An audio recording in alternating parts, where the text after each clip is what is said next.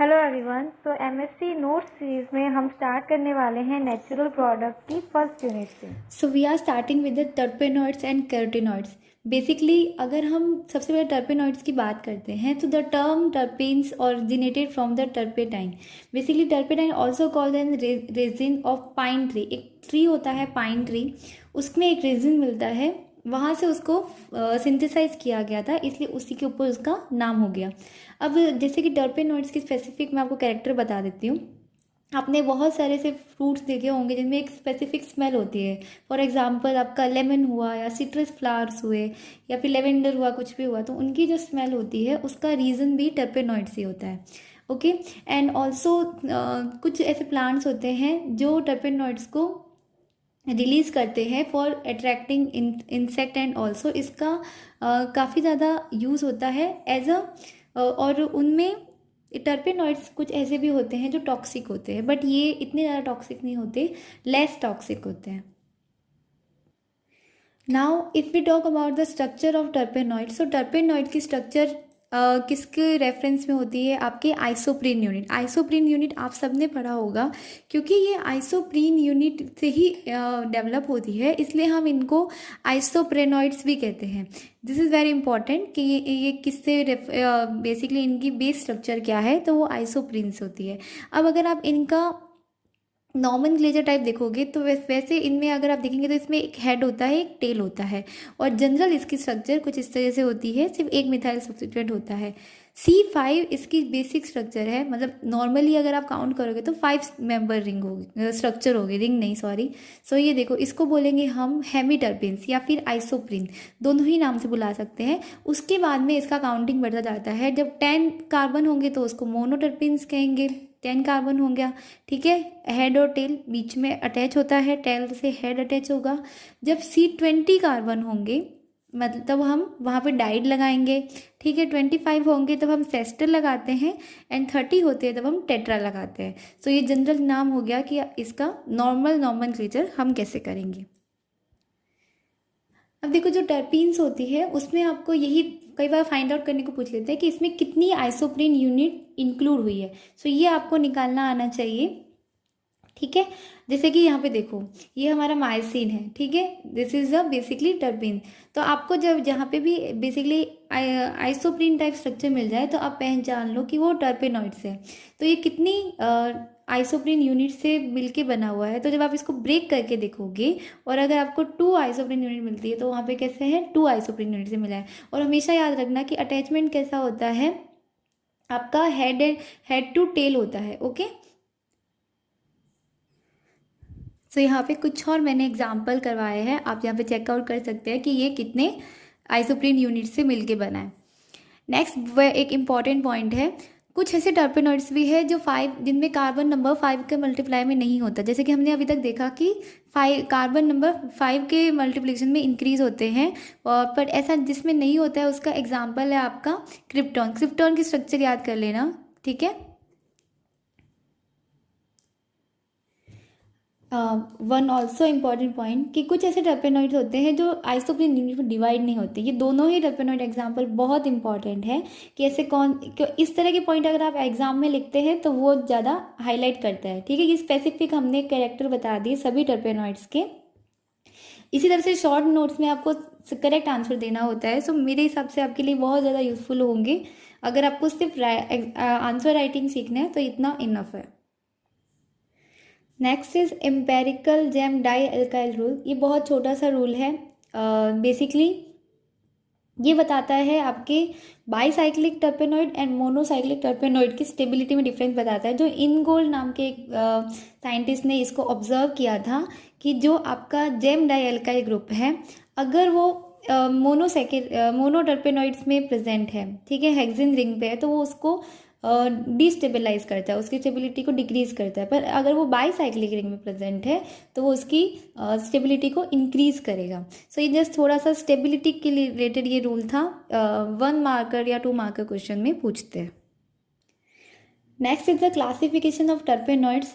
अभी जब मैंने आपको बताया था कि जैसे कि जनरल फॉर्मूला इनका क्या होता है, C5H8 और उसके बाद में ये एन के साथ में वेरिएंट होता रहता है, ठीक है। आइसोप्रीन इसकी बेसिक जनरल यूनिट होती है, आपको पता ही होगा।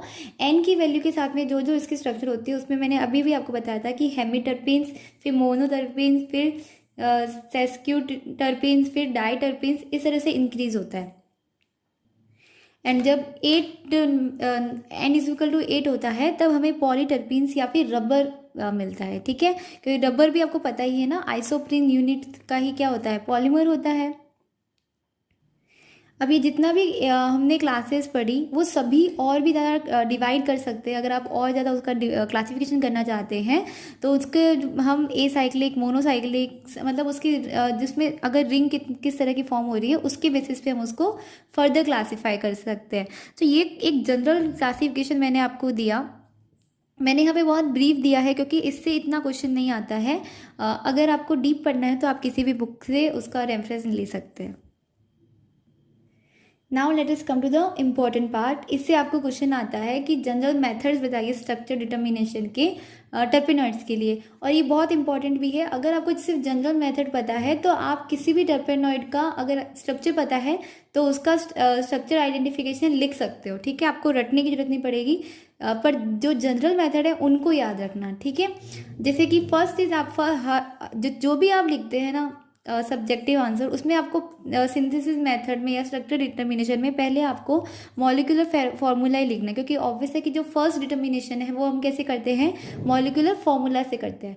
Next is the optical activity. हम उसका पोलरीमीटर से हम क्या चेक करते हैं, ऑप्टिकल एक्टिविटी चेक करते हैं। 2 मेथड हो गए, बहुत ईजी है याद करना। थर्ड है आपका functional nature of oxygen. Okay, so this one is very important कि अगर आपका OH ग्रुप है और आपको आइडेंटिफाई करना है तो देखो हम क्या करवाते हैं, एसिटाइलेशन करवाते हैं। अगर हमने एसिटाइलेशन करवाया है और आपका OH ग्रुप प्रेजेंट है तो वो क्या देगा, एसिटाइलेशन देगा। तो आप इजीली बता सकते हैं कि ये OH group, phenolic group present था। ऐसे ही अगर आपको एल्कोहलिक OH का आइडेंटिफिकेशन करना है तो जैसे 1 डिग्री और 2 डिग्री जो OH ग्रुप होते हैं वो एसीटेट फॉर्म करते हैं with acetic anhydride in the presence of pyridine at room temperature. और यही अगर आपका 3 डिग्री एल्कोहल होगा या OH होगा तो वो एसीटेट कब फॉर्म करेगा, विद द हीटिंग। तो ये कुछ जनरल क्लासिफिकेशन है, आपको पता होना चाहिए। जैसे कि मान लो आपको स्ट्रक्चर पता है, उसके अंदर अगर 3 डिग्री OH है तो आप उसमें एसीटेट सिंथेसिस कैसे लिखोगे, reaction with by the heat लिखोगे, ठीक है। तो आपको जनरल सा फॉर्मूला याद हो गया तो आप आंसर लिख सकते हो। ऐसे ही अगर आपका कार्बोनिल ग्रुप है, सो कार्बोनिल ग्रुप की कुछ जनरल रिएक्शन होती है जो ये जैसे कि हाइड्रोजन वगैरह के साथ में देता है, तो ये इसका क्या हो गया, कैरेक्टरिस्टिक हो गया। एल्डिहाइड्स एंड कीटोन भी क्या देते हैं, ऑक्सीडेशन देते हैं। अगर आपका कोई भी टर्पेनॉइड जिसके अंदर एल्डिहाइड या कीटोन है तो वो क्या करेगा, ऑक्सीडेशन देगा, उसके बाद में आपको एसिड मिलेगा, ठीक है। और अगर वही रिंग में प्रेजेंट है तो रिंग में आपको 2 रिंग ब्रेकिंग एक तरह से देखने को मिलती है। Next is the identification of carbon alkyl group. Alkyl group आपको बहुत जगह मिलेगा और ये बहुत इंपॉर्टेंट है, आपको कई सारे टर्पेनॉइड्स में यूज़ आएगा। तो देखो अगर आपका देखना अगर आपके एल्किल ग्रुप पे कैसा लगा हुआ है, ट्राई सब्स्टिट्यूटेड, ठीक है। तो उस कंडीशन में अगर 3 डिग्री कार्बन को आपको आइडेंटिफाई करना है तो हम CrO3 से क्या करवाते हैं, उसका ऑक्सीडेशन करवाएंगे और आपको सिंपली क्या मिलेगा, COH और CH3 मिलेगा। इट्स एन की रिएक्शन, मतलब अगर ये ग्रुप होगा तो ये जरूर देगा। ऐसे ही अगर आपको डबल बॉन्ड के साथ दिया हुआ है, ठीक है, डबल बॉन्ड CH3 है, तो हम क्या करवाते हैं, ओजोनोलाइसिस करवाते हैं। तो हमेशा याद रखना कि अगर आपको कुछ इस तरह की स्ट्रक्चर मिलती है आइसोप्रोपेनाइल तरह की, तो आप क्या करवाओगे, ओजोनोलाइसिस करवाओगे, ठीक है। Next is very important reaction. अगर आप ये रिएक्शन नहीं लिखेंगे तो आपका आई थिंक अधूरा माना जाएगा आंसर। बहुत यूज़फुल है कि टर्पेनॉइड्स में जब हम इसका रिडक्शन करवाते हैं या डिहाइड्रोजनेशन करवाते हैं तो ये एरोमेटिक रिंग्स की जनरेशन करते हैं और इसके थ्रू ही आपको है ना स्केलेटन की इन्फॉर्मेशन मिलती है कि आपका स्केलेटन कैसा है, साइक्लिक है कि नहीं है, ठीक है। अगर साइक्लिक होगा तो वो क्या देगा, आपको एरोमेटिक रिंग देगा। Next is presence of number of double bonds, कितने डबल बॉन्ड प्रेजेंट है, इसको फाइंड आउट करने के लिए हम क्या यूज़ करते हैं, NOCl यूज़ करते हैं। NOCl क्या करता है आपका, बेसिकली एक कॉम्प्लेक्स बनाता है जिसमें आपके क्लोरीन एंड NO का एडिशन हो जाता है, विच इज़ जिसका कलर क्या होता है, ब्लू कलर का होता है, ठीक है, जो बाद में कन्वर्ट हो जाता है एक कलरलेस कंपाउंड में। उसके थ्रू हम क्या फाइंड आउट करते हैं कि आपके टर्पेनॉइड में कितने डबल बॉन्ड प्रेजेंट है। Next is the number of ring, very important. Number of ring आपको डायरेक्ट भी पूछ सकता है कि अगर आप, तो नंबर ऑफ रिंग निकालने के लिए हम क्या करते हैं, जनरल फॉर्मूला स्ट्रक्चर यूज़ करते हैं। अगर आपका CnH2n+2 है तो एसाइक्लिक होगा, then monocyclic, then bicyclic, then tricyclic. तो ये क्वेश्चन ऐसे आता है कि ट्राईसाइक्लिक के लिए जनरल रिंग फॉर्मूला आपका क्या होगा, ठीक है। तो इस तरह से कुछ क्वेश्चन आपको फॉर्म किए जाते हैं और ये नेसेसरी होता है कि आप किसी भी नेचुरल प्रोडक्ट का जब स्ट्रक्चर डिटर्मिनेशन लिखोगे तो आपको ये सब चीज़ें लिखनी ही है। Last and final is spectroscopy. Spectroscopy तो आपको पता ही है, कंपाउंड अगर आपको दिया है तो उसका आइडेंटिफिकेशन के लिए स्पेक्ट्रोस्कोपी यूज़ ना हो ऐसा हो नहीं सकता। सो मोस्टली हम UV स्पेक्ट्रा यूज़ करते हैं क्योंकि इसमें डबल बॉन्ड प्रेजेंट होता है, इसलिए हम डबल बॉन्ड के आइडेंटिफिकेशन के लिए करते हैं। आपको UV स्पेक्ट्रोस्कोपी का जनरल इंट्रोडक्शन लिखना होता है, वो आप लिख सकते हैं। सो ये हमारा हुआ जनरल टर्पेनॉइड्स का इंट्रोडक्शन वीडियो। नेक्स्ट वीडियो में हम बात करेंगे कुछ टर्पेनॉइड्स से स्टार्ट करेंगे जिनका हम synthesis and structure determination complete करेंगे। सो अगर आपको ये सीरीज़ अच्छी लग रही है तो प्लीज़ आप इस वीडियो को लाइक और शेयर और कमेंट जरूर करना अपने सभी दोस्तों के साथ में जो अभी MSc कर रहे हैं और उनको नोट्स की अगर नीड है, और समझ साथ में मैं थोड़ा समझा भी रही हूँ ताकि आपको पढ़ने में ईजी रहे। Okay, so thank you for watching.